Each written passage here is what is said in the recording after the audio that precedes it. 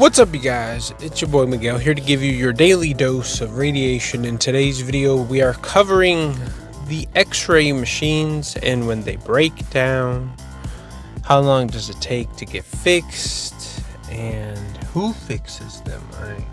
So depending on the equipment you're using and how new it is, the way the upper management has always tell us is it more cost efficient to fix it and keep it going, or would it always be more efficient to just retire it and get a new one?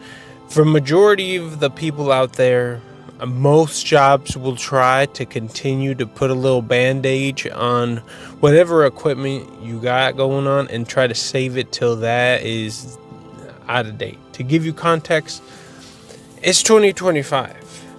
My X-ray machine I use, the portable machine, which in the ER, that's mainly what we use, is from 2013. That's how long it's been that they keep on, and we got it brand new, according to the tech who's been there forever. So that's how long they've just keep on and putting a little band-aid on it and keep on fixing it or whatever, right? So they will try, and they have newer parts, so you know. So depending on what machine, the name, some of the more common ones you learn is Fuji, LG, Siemens, and those are like the common ones, right? So depending on what it is, some of them you have the in-house, it is the technicians. Depending on how big your hospital, it could be one, it can be two, it can be three. Usually they have one that's just at your hospital. Depending on how big your hospital is, like we have like several little branches. We have a few that work around the other branches and kind of, you know, take care of business. Certain ones are more specific to, like, I just work on this kind of portable. Like I was trained and I know a lot about Fuji, or I know a lot about Siemens or whatever brand, and they kind of, you know, do that. I'm surprised that they can order parts from like across the world. Like most of the parts that they order are from like Germany, are from like somewhere, and then within 1 to 2 days they can, you know, overnight it and they'll bring it here and fix it. I mean, depending, some of them, like if it's a light that goes out, sometimes it's literally them just opening the machine and finding the light bulb or finding whatever is broken. And it's like a mechanic, they'll like patch it up and it could be running within 5 minutes. Some stuff takes longer, they'll have to like take the portable machine back, and you could be out of one portable for like 1 to even a week, depending on how long it, like between ordering parts, them. Sometimes more for software stuff or for major pieces, they have to, or if it's under warranty, they'll contact the actual company, and that could be like right now one of our Fujis is down for like some software stuff, and it's been about a week.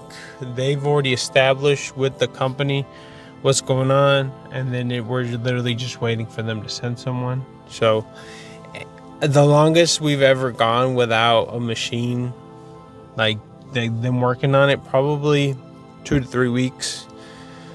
I mean, and these things, like, I'm amazed that like they're constantly running.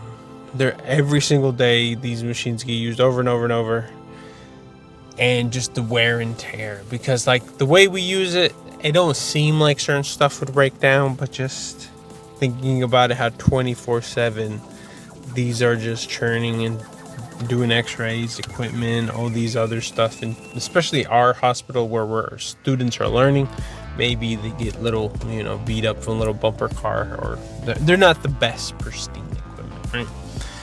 So you have that going on. Now for certain stuff, it could get affected like when the power goes off.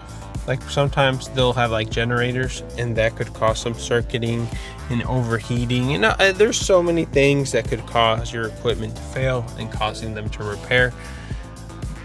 I work night shift, so overnight, majority of the times, unless it's CAT scan, or unless we literally don't have every equipment of Xray that we have fails, then they will probably bring someone to come and fix it and look at it. But majority of the times overnight, they're like, we'll just use the other one, or just bring everyone into the main department and just shoot them, or just shoot them portable. Whatever's going on, usually there's ways around it until stuff get bashed. The most wildest situation I've ever been overnight was both the portables being down and we just have the main Xray units, which that's doable until you get someone who's in a trauma situation and they're trying to intubate, which even then it could be done. Like they do a CAT scan where they bring them up and move them. It's just really, really tedious. So there was a time we just got lucky and nothing really had to be done. So, or if stuff had to be done, we just brought them back. So you could be in certain situations like that. During the daytime, you always have someone who's a technician who could, even you as a technologist, occasionally you'll be in situations, and sometimes it'll be like some simple stuff where you have to dabble in both teams, and it's just knowledge that you acquire maybe from the technician or maybe from one of your older techs who's been there a long time, or it's a simple, we reboot it, we fix it, you do this, just something simple, or we have it available that it constantly breaks down, and like it's a simple just grab it and then put it here, or like there's certain simple stuff that we as technologists can just fix like that. You know, some of the simple stuff. So, I mean, for the most part, most equipment, even if it gets overheated, even if it's a system, you can always try the good old fashioned to reboot the system, and sometimes it works. Other times, you have to turn off the power and turn it back on. Not all the way. And that will kind of get it back from shooting. Sometimes you have to do like a hard reset, and that will get equipment back and running. It's just depending on the error code. And majority of the times it will let you know, like it'll throw up a little pop-up like a computer, because that's kind of what they are. It will give a pop-up of like, hey, this is the code, or hey, da-da-da. Depending on what the code says, you can inform the technician of that, and they're like, oh, okay, it's a simple this or that. I mean, there's been times where they fixed it like really short and then everything's back up and running. So it's always good. I hope you find this informative, and as always, it's been your boy Miguel. I'm here to give y'all all kinds of aspects of this beautiful field of radiology, because really no one really makes it. And as a student, when I was, back in the day, curious about some of these subjects on the YouTubes, no one would be doing it. So I'm here to give you all the information, because there's so much things that can be learned about this field, and there's so many just ways of careers, and there's so many aspects that maybe in school doesn't get taught that should get taught because there's not enough time. There's so many things, and I'll post a video almost every day. Literally, this cost me nothing but me acquiring a degree and giving you the knowledge. And some of the stuff, literally, unless you're in the field doing it, or depending on where you work at, some of it you will never know until it happens, or until you mess up, or until you work at a certain place. Because I know I speak a certain way about this field because I work in the emergency room. If you were to grab someone who works in the OR, or grab someone who works in orthopedic, we'll all have common ground on some of the universal issues, or some of the good parts of the job.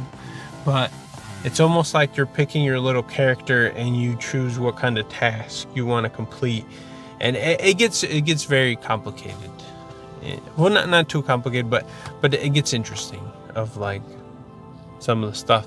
And especially if you work in the ER, You throw a little bit of dust, a little bit of randomness into the things, because you never know what people around the city are doing. And you'd be amazed if you work in a little city, a couple 100,000, not small, not nothing big, what stuff people get themselves into because they just don't stay at home or just stay out of trouble. I don't know. It's something. If you're still here, I appreciate it. We'll see you on the next one.